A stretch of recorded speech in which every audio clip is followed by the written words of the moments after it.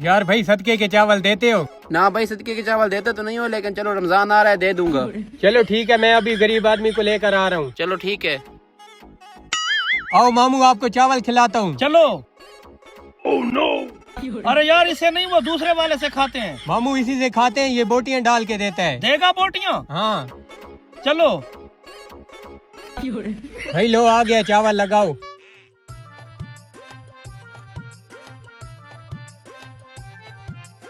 बोटियां डालो भाई, बोटियां डालो।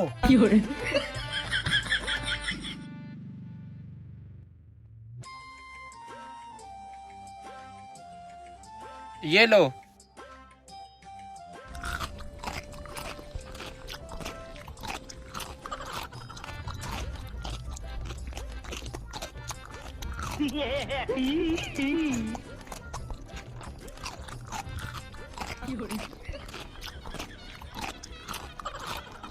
मामू और हाँ? ना बस पेट भर गया है। चलो ठीक है, चलें। किधर चले? पैसे तो दो। मामू इससे मेरा हिसाब हुआ है। ओ कमरान भाई, अगर और कोई सदके वाले चावल खाने के लिए हो तो ले आना। अबे उल्लू के पट्टे ज़कात वाले चावल मुझे खिला दिए। मामू माफ कर दे।